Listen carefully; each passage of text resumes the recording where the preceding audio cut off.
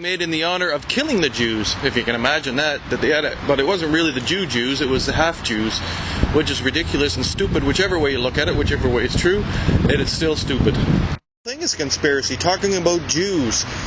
There are no Jews. There are no Christians, there are no Muslims. There are people who do funny rituals, and they're all over the planet doing different funny rituals, and none of them make sense, and none of them have to do with anything besides the ability for humans to act like fucking silly apes. But I haven't explained yet why we must stop permanently celebrating the Passover. Because it is terrorism. It is hatred, repeated hatred yearly to show the Egyptians how much they are scum. The Jews are telling the Egyptians that they deserve to be hated and hated and hated for thousands of years for no good reason at all. What the fuck am I talking about, you might ask? Well, go ahead and read the Torah. If you're a Jew, it is the law. Moses said every 7 years you must read the Torah. And my feeling is if you are a Christian or a Muslim, you also have to read it, because Christianity and Muslimism, Islam, whatever the fuck it's called, the bullshit about Muhammad, who was a drunk, opportunist bastard. But never mind about that. The fact is, you have to go and read the bloody book if you believe it. Otherwise, you're talking shit. So anyhow, I'll tell you about the book and how it got started and how come it has to be stopped. And why is it? And how is... I mean, look at it. Read it and you will see it is... I wanted to use a big word, but I can't remember how to say it.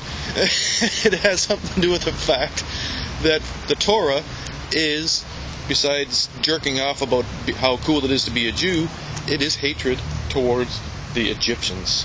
Hatred. It is from start till finish hatred, and not mild hatred, but vile, vicious hatred towards the Egyptians. A place where the Jews never really were. I mean, there was no Moses. Read the book, you will see it's impossible for Moses to exist. There were people like Moses, of course, and the Jews have always been led by people like Moses. In fact, there are bastards out there right now who are a lot like Moses, like Rockefeller, Rothschilds. They're all bastards, and they deserve, well, a lot less than they have. Need a little more action.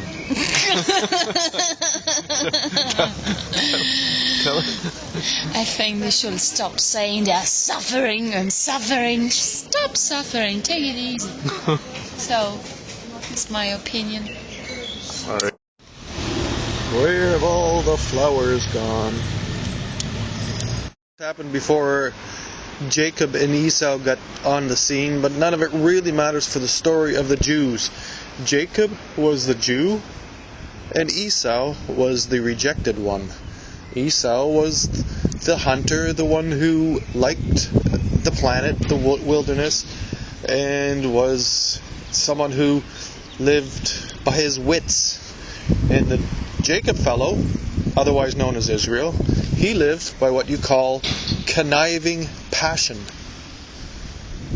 He doesn't use his intellect, he uses manipulative scare tactics to rule the world. And look at this shit here. This is so fucking ugly.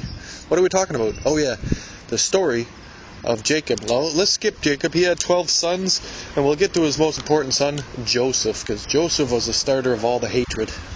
You might have already heard about the idea of starving most of the world to death and selling them cheap shit food to keep them fucking pathetic. Well, it's sort of true. It's not on purpose, I don't think. But the starving the people trick is old, really old. And Joseph was the biggest master of it. Joseph, the 11th son of Jacob, the father of Israel, was the biggest bastard, and nobody ever seems to notice it. But we're going to talk about it today. The big bastard Joseph. How many children did Jesus Christ have? He had at least 7 with Mary Magdalena, and I have a feeling that even Jesus Christ doesn't know how children Jesus Christ had. The point being, there's a very good chance that you are a direct descendant of Jesus Christ. Think about that. But not too long, because we got to get back to Joseph. Okay, so first one thing you should know about the Torah is you cannot take it literally, because it is fiction. But there is a lot to learn about the human being in the story. It's very... it tells us about us, like any story does. The writer is trying to explain about us, and the story is almost always fiction, or the events in the story are always fiction, but the characters are always somehow us, because how can you explain something that isn't us? I mean, actually nobody knows how to write fiction. They like to write stories, and they think make it look like fiction. When I gotta water one of my plants, and I'll be right back.